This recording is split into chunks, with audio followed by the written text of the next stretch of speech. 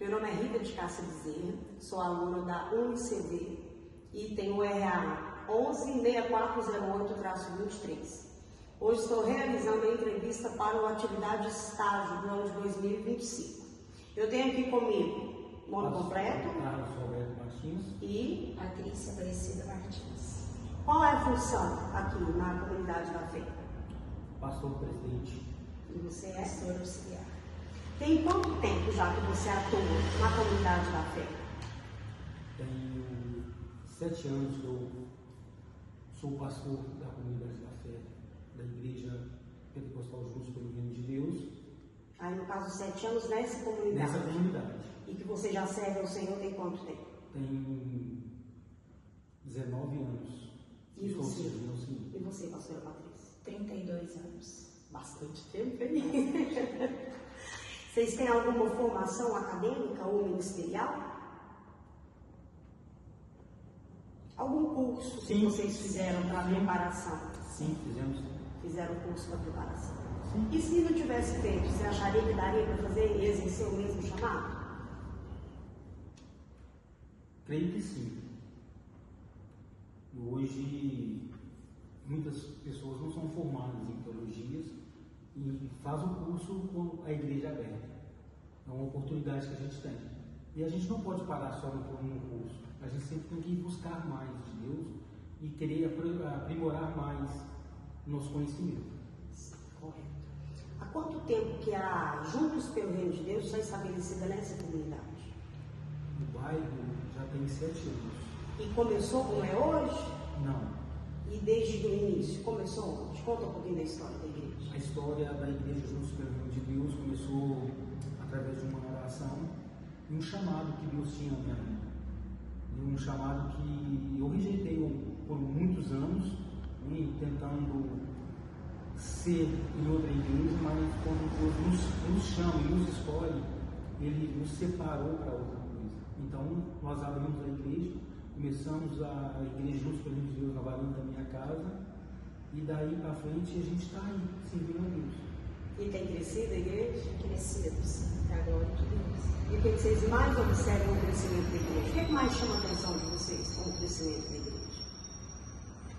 Eu acredito que é a forma com que as pessoas têm servido, a forma como nós temos conseguido, claro, com toda a ajuda do Senhor, a fazer os discípulos. A visão da igreja é essa, é fazer discípulos, uma visão de crescimento. E hoje, como pastores da igreja, quais são os maiores desafios que vocês têm enfrentado? Os maiores desafios, acho que quase todos os pastores têm esse desafio, mão de obra. Sim. Como que é a estrutura ministerial da igreja? Como é que funciona? A liderança da igreja. Vou melhorar a pergunta. A igreja hoje nós funcionamos com alguns departamentos, que é o pastor presidente, 2 pastores auxiliares e o ministério de louvor, o grupo de obreiros, grupo de homens, de mulheres, de criança, E jovens. E as pessoas que lideram esses grupos tiveram preparação para isso? Sim, tiveram. E como é que funciona a parte de ensinamento da igreja? Nós temos a escola de líderes, que é um período entre 6 meses, que essa escola é justamente para isso, para preparar e capacitar os líderes. E aí, no caso, todos têm que participar para poder exercer a função. Exatamente. Isso é ótimo, né? Bastante. E aqui no âmbito de ensino, de estudo, o que vocês mais fazem para ajudar a igreja a crescer no sentido de estudo? O que a igreja mais impulsiona os membros? Hoje nós estamos com um grupo de crescimento, não só como dentro da igreja, mas também fora da igreja, para que as pessoas venham conhecer Jesus, ela ter a vontade de se aproximar mais de Jesus. Então esse grupo de crescimento, ele é bastante viável para que não ficar só dentro da igreja, mas para ir para fora da igreja, fazer as pessoas desenvolverem, né? E eu vejo assim, a igreja em si, né? A igreja Juntos pelo Bem, a gente sempre teve essa preocupação de sempre trazer um ensino, né? A gente, como eu falei, tem a escola de líderes, nós sempre estamos fazendo algum curso, porque, igual foi falado, a mão de obra é bem difícil, né? Acho que a maioria dos líderes, eles enfrentam é um desafio, né? Então, se isso não for uma prioridade da igreja, ela vai crescer muito pouco, e além de crescer muito pouco, ela não vai ser uma igreja saudável, porque a igreja que ela não tem o ensino da palavra em si, ela não se torna uma igreja saudável. Acho que a igreja ela precisa ser uma igreja saudável. Até mesmo porque a questão do ensino faz as pessoas quererem se aproximar mais de Deus. Né? De aconselhamento da prática pastoral aqui da igreja. Como é que funciona a questão de aconselhamento? Quando algum membro, ou até mesmo só alguém da comunidade precisa de apoio, como é que vocês fazem para estar ajudando? Responde. Deixa para você. Aí tá gravando muito bem. Então, com os membros da igreja, geralmente nós marcamos, né, um horário, né, nós optamos mais para fazer os aconselhamentos aqui mesmo na igreja, e a gente tem o pastor presidente que faz esse aconselhamento, eu faço esse aconselhamento também, e nós temos alguns líderes que também são capacitados para nos ajudar no aconselhamento. E quando a comunidade, no caso o bairro, sem ser a comunidade de igreja, precisa de algum apoio, de alguma ajuda, como igreja, a igreja está sempre disposta a ajudar? Sempre disposta, sempre disposta. Hoje, olhando a estrutura do nosso bairro, qual que seria a maior necessidade deste bairro? Não física, não estrutural, mas no espiritual, o que você acha que o bairro mais precisa? Espiritual. Abrir as portas por espiritual. Eu penso também que seria uma unificação, uma unidade maior das igrejas, porque hoje a nossa comunidade aqui, o nosso bairro, ele tem em torno de 9 igrejas evangélicas, se eu não estiver engano. E a gente tem esse desafio de unir mais as igrejas para fazer um culto na praça, para fazer um culto na quadra, né? Assim, fazer um movimento mesmo no bairro, um evento maior, né? Uma evangelização, porque são várias instituições, né? E cada uma com, né, poucas pessoas, e a gente não tem essa, vamos dizer assim, essa preocupação de sair para ter esse cuidado. Eu acho que se as igrejas, se as instituições, elas se unissem, né, eu acho que a gente conseguiria alcançar mais, porque aqui a gente não tem só essa comunidade, a gente tem outras comunidades mais próximas aqui de nós. E essa comunidade já fez algum trabalho, algum evento nesse sentido de crescimento da igreja, de abordar outras pessoas? Sim, nós já fizemos culto na quadra, nós já fizemos evangelismo, né, o evangelismo pessoal, nós fizemos aqui na comunidade, fizemos na comunidade também vizinha. E tem algum projeto para crescimento? Então, algum plano, né, para que a igreja cresça um pouco mais? Então, a gente tem procurado isso, né? A gente tem orado, a gente tem buscado de Deus e a gente quer sim abranger não somente essa comunidade, mas também a comunidade que é próxima daqui, que é uma comunidade bem carente. Então, a gente tem esse projeto de começar esse trabalho, principalmente com o Ministério Kids da igreja, que a gente tem visto isso, que tem sido uma forma de a gente alcançar as famílias, alcançando primeiramente as crianças. Sobre a questão de culto, liturgia, celebração, como é que é tomada a decisão sobre a liderança? Quem é que toma essa decisão? Sobre a liturgia do culto, quem toma a decisão é o pastor presidente. Aí você que toma, no caso, a decisão de como vai funcionar. Como vai funcionar. E no caso, como é que funciona a liturgia do culto? Primeiramente, através de oração, né? Para estar hábil no dia quem vai estar ministrando, quem vai estar dirigindo o culto.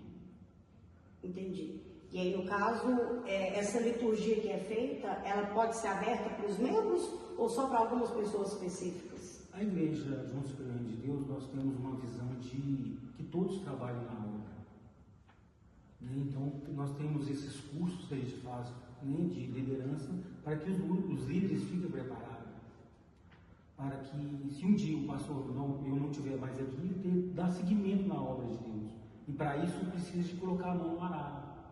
Então, para isso é que a Igreja Juntos pelo Reino de Deus optou que todos, não é só ovelha, mas sim é um líder dentro da igreja e trabalha na igreja.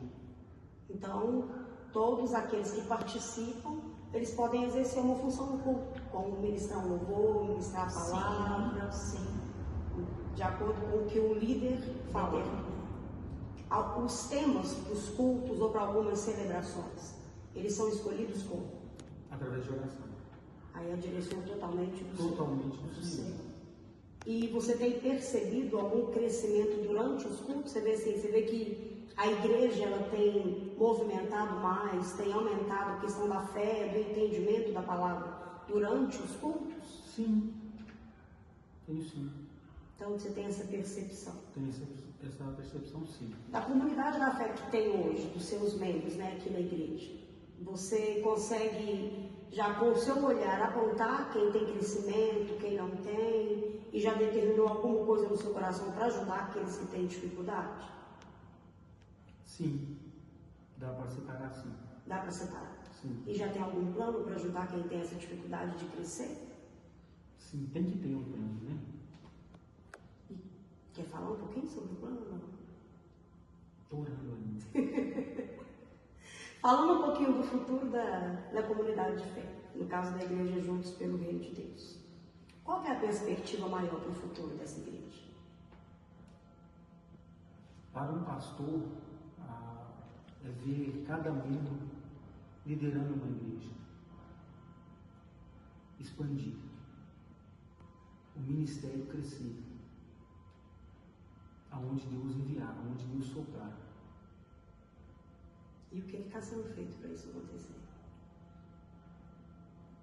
O despertar, igual você colocou, que alguns você vê crescer e alguns você vê de braços cruzados.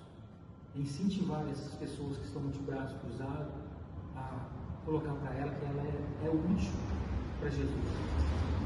Acho que seria um encorajamento, né? Eu acho que quando a pessoa ela é encorajada, ela tem uma tendência a romper, né, a desenvolver, né? E aí a igreja hoje, a gente pensa dessa forma. A gente tem promessas, né, que não foram feitas por homens, elas foram feitas pelo próprio Deus, de crescer graça, crescer conhecimento, porque em número também, porque uma igreja também que ela não cresce em sabedoria e conhecimento, ela sempre vai ficar uma igreja vulnerável, né? Então, eu penso que nós temos que alcançar pessoas, temos que fazer discípulos, porque essa foi a ordem que Jesus deixou para nós. Não que nós não desejamos alcançar muitas pessoas, mas a gente precisa alcançar pessoas e discipular essas pessoas, para que elas estejam firmadas em Cristo e para que elas possam dar continuidade na obra. E como pastores, né, que estão na liderança à frente de várias ovelhas, né, que não deve ser fácil, qual seria o maior sonho como pastor e como pastora?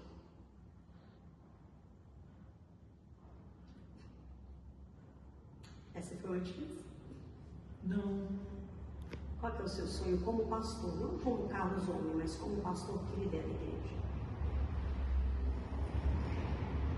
Como eu já falei, ver cada um liderando sua própria igreja. Vamos supor que hoje nós temos aqui 50 membros, 50 ovelhas, 50 igrejas abertas. E vamos colocar que dessas 50 igrejas abertas tem mais 50 membros novos convertidos. Pessoas que buscando outras pessoas. Foi como a pastora colocou, ir fazer discípulos. Quando a gente entende que o ir e fazer discípulos, você precisa escolar a pessoa, e aquela pessoa, quando ela chega ao conhecimento, ela tem que passar para outra, você vai desenvolvendo a comunidade. A comunidade vai crescendo sem ver. Você vai falando com um, falando com o outro, do amor de Deus que Ele fez por nós. Isso é um sonho de qualquer pastor. E você, como pastor? Ver os meus frutos.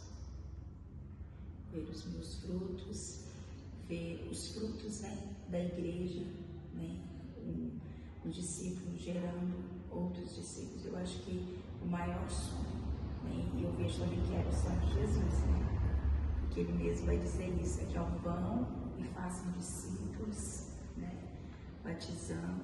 Então acho que o sonho do pastor é esse, é os frutos, e a gente precisa lutar por eles, né. Não é fácil, mas eu acho que o maior sonho é esse. Abrir igreja é muito importante, né? Porque melhor uma igreja aberta é outra coisa, né? Aberta. É importante ter igreja aberta, mas eu vejo também que para se gerar fruto não é só uma igreja aberta. Então, assim, a gente prepara e capacita as pessoas visando isso, né? Visando igrejas, visando pastores, né? Mas a gente também não pode trabalhar com a visão de ter só pastores dentro da igreja, né? no templo, né? Vamos colocar assim no prédio da igreja. A gente precisa ter pastores em todos os lugares, discípulos em todos os lugares, porque aí o dia que não puder mais ter o templo físico, mas tem a casa, tem uma praça, tem uma quadra, tem uma esquina, Não vai ter um impedimento. não vai ter nenhum tipo de impedimento. Queria muito agradecer a vocês dois pelo tempo, pela disponibilidade, né? Por me ajudar. E só o Senhor para recompensar. Obrigada, tá? Pela entrevista dessa noite. Prazer estar aqui com você nessa noite. Deus continua abençoando. Amém.